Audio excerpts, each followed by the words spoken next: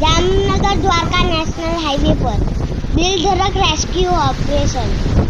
बाढ़ में फंसे 2 लोगों को पुलिस ने बचाया। बारिश के पानी में कार लेकर गए 2 लोग फंस गए थे। पुलिस ने रेस्क्यू करके दोनों की जान बचाई। कार में फंसे 2 लोग मदद मांग रहे। देखिए कैसे किया गया रेस्क्यू ऑपरेशन।